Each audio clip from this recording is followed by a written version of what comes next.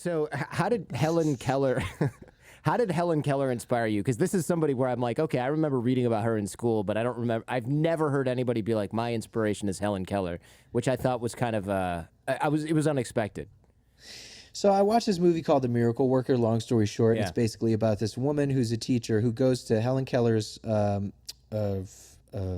house back in the day, and Hellen Keller was blind. She couldn't speak or hear, so she was deaf as well.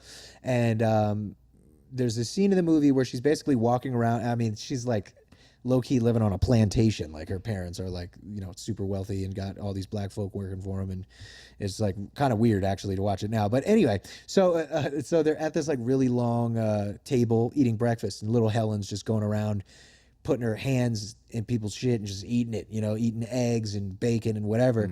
And the miracle worker, and Annie, I believe is her name. I think her name was like Anne Sullivan or something, or am I making that up? Yeah. Anne something. I think so. I'm Googling this. Google it. So Hellen Keller. so the miracle worker shows up. Anne Sullivan. And she's like, Anne Sullivan. Yeah, exactly. Okay. I told you that. Anyway. Yeah. So You're right. So she sees this little girl eating all this stuff off the plate. She's like, no, this is not going to work. Like, leave me with her. And they're like, oh no, that's just the way Helen is. And they're like, no, y'all hired me to come out here and help this girl. So they leave her in the room, and long story short, she's, how many times have I said that already? She's taking the eggs and throwing it, and she sits little Helen down, and Helen doesn't want to eat the eggs and use a spoon. She doesn't want to use a utensil, and they're fighting, and she's like throwing these eggs on the floor. And I remember watching this in black and white, and it's raining outside, and I was starving, and we didn't really have anything to eat. And I was like, this bitch got more food than I do. She's just throwing it on, throwing it on the floor. I'm in my, like, this is crazy.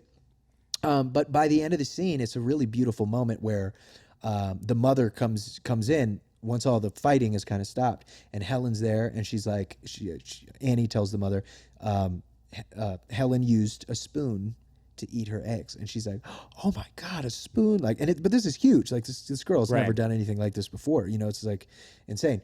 And then she's like, and she folded her napkin. She was like, oh my God. So then they go off to the woods. She's like, I can't be here with y'all, because like the dad was kind of an asshole, and like would just like anytime Helen was making progress, he would kind of like take her back by just letting her do whatever she wants, because she's kind of testing like a baby, like to see what she can do. So Annie's like, all right, I'm taking her to the middle of nowhere in your guys' like cottage house. And they go out there for like weeks or months, and she just makes so much progress. It's insane, but she's still not necessarily comprehending what the spelling in her hand of sign language actually means. And then at the end of the movie, when Annie's like, I can't do this anymore, like your father's telling me to leave, like blah, blah, blah, she tries one more time, and she pumps water from a spring or a well over her hands and spells water. And Helen doesn't get it, and she doesn't get it, she doesn't get it. And then Annie's like, okay, well, bye. Like, my train's here. I'm about to leave. And then she gets it. And it always makes me cry. I'm actually surprised I'm not in tears right now, because she understands water, and she's going to the ground, and she spells ground, and she goes to a tree and spells tree, and then she goes to her teacher and spells teacher. That's the part that always gets me very emotional, because it's such a beautiful moment. And I was like, if this fucking blind, deaf girl who can't even speak can like become educated and make a life for herself, well, then I can.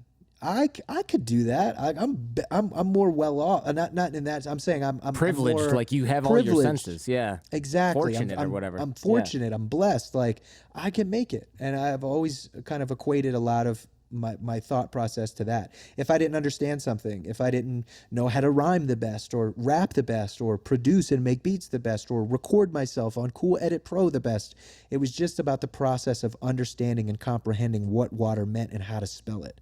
And I've I've used that way of thinking with everything that I've ever done. If you like that clip and you want to see more just like this, subscribe to our channel for more, or click on the videos on screen now.